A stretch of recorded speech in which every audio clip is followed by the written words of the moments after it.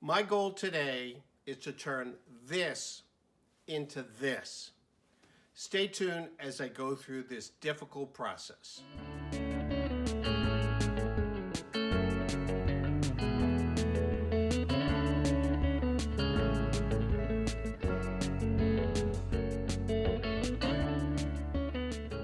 Welcome to another episode of Adventures with Time.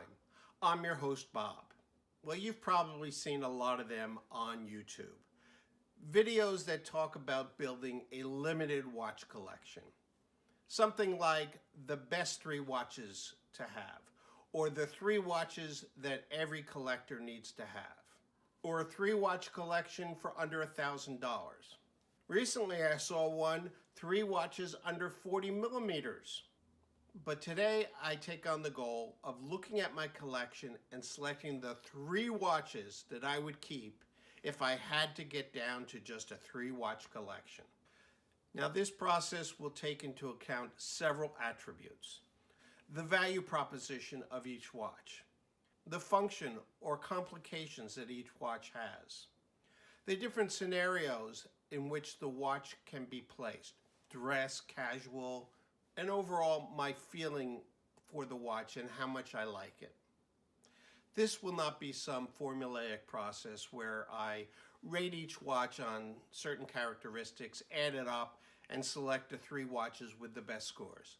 Now this is going to be more subjective, looking at each watch and getting an overall impression of whether I want to keep it as one of the top 3.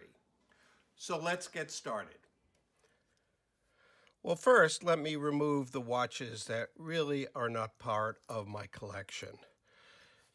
These are ladies' watches that were passed down to me from different family members.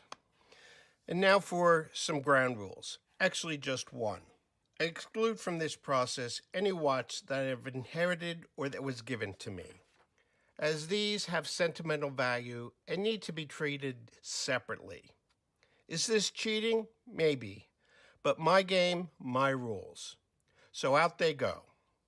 There's this Rolex Datejust, which I inherited from a relative. This AT&T Service Anniversary watch. And this original grain Koa watch that was given to me by my daughters and daughter-in-law.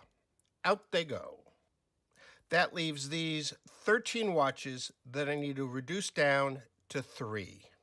Making a selection for the first watch to go is fairly easy for me. If you watched an earlier video of mine, you know that I don't really wear my G-Shock, my Golfmaster G-Shock, that much. It's not a watch that I think really fits into my collection, so I'm willing to let this one go as the first watch. Now I have 4 divers: my Ergon Maelstrom, my Seiko Samurai, my Squale Lion Shark, and my Zelos Swordfish. I think of those 4, the one that's probably first to go is the Seiko Samurai. Now don't get me wrong, this is a really nice watch. I use it a lot as my beater watch. I take it on vacations because I don't mind if it gets scratched up. But I think between all 4 of these, this is my least favorite. So away goes the Seiko Samurai. I think another watch that I can easily decide to let go is this Vostok Komodantski. It's an automatic watch from Russia that's really nice, but I don't think it would be one of the 3. Matter of fact, I know it's not one of the 3 that I would keep in my collection. A lot of people say that these are great watches, and I do think it's good. It's just that the fit and the feel and the impression of the quality of this watch I get is not equal to the others. So I think the Komodantski is going to go. Now we're getting down to some tough decisions. Let me move into a forced choice mode where we take two watches, and in this case, I'll take these two white dial watches and make a decision between the two of them. On the left is the Melbourne Portsea, a watch from Australia, which is a 3-date watch. That is, it has the day of the week, the date of the month, and the month itself. On the right is my Ball Trainmaster 135th anniversary, a very high quality, fine watch. I think between the two, I've definitely got to keep the Ball. So away goes the Portsea.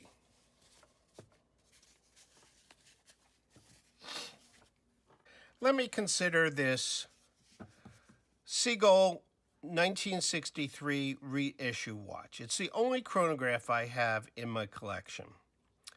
But I must say that I don't have much use for a chronograph. But I really like that it's a watch from China and has some historical background to it. But again, I don't think this is one of the three that I would keep in my collection. So away goes the Seagull 1963. Next up in our forced choice process are my two pilot watches.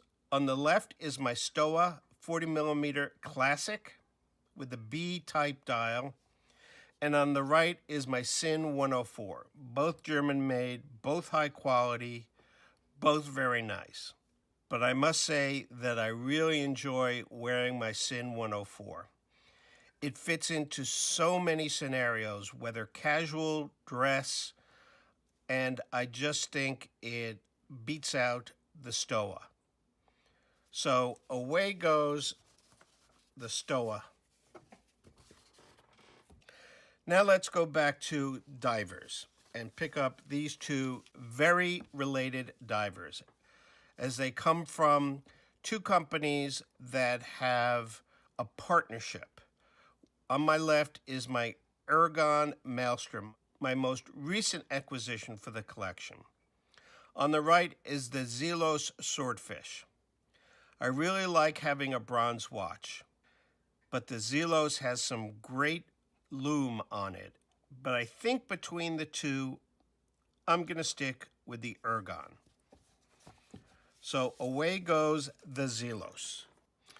Now let's take a look at these two watches. We've already talked about the Ball Trainmaster anniversary watch on the left. On the right is my Christopher Ward GMT. Now a GMT is one of those complications I wanted to have in my collection, but I don't really use it that much. I don't travel, I don't do a lot of business with anybody in other time zones. Plus, it's a larger watch. Not that that's bad for my 7 7/8 wrists, but I think the Ball just fits my wrist better and fits into lots of scenarios. So away goes the Christopher Ward GMT. Now let me consider the remaining two divers in the collection. Again, we have on the left is the Ergon Maelstrom, and on the right is the Squale Lion Shark. Both very nice, both high quality. I got to say, though, between the two, it's got to be the Squale. I really like the color design on this, and it just has such nice wrist appeal. So the Squale stays, and the Ergon Maelstrom goes. Now I've come to the conclusion that the Sinn 104 is definitely a watch I want to keep in my collection.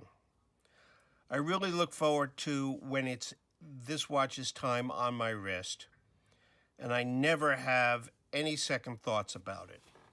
So this is definitely staying, which means it's down to the Ball Trainmaster on my right and the Seiko Alpinist on my left. The Ball is a limited edition that's no longer available, and the Seiko Alpinist is also out of production, although they have come out with that new blue dial. I just think the Seiko Alpinist has really nice appeal, very interesting with that green dial, and fits into a lot of wearing scenarios.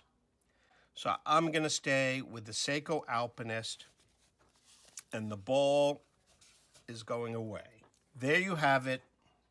I've reduced my collection down to my final three. My Sinn 104 pilot type watch, the Seiko Alpinist field watch, and my Squale TGV 1521 diver. What do you think? Are these the three you would have chosen? Boy, that was a tough process. Luckily, I don't have to do that for real. I can keep growing my collection, at least a bit more. I still have some slots left in my watch box. But are those the choices that you would have made based on my collection? I'd love to hear your thoughts in the comments below. And if you haven't subscribed, please do so and ring that bell icon so you're alerted to when I post my next video. Thanks for watching, and thanks for being a part of this little adventure of mine.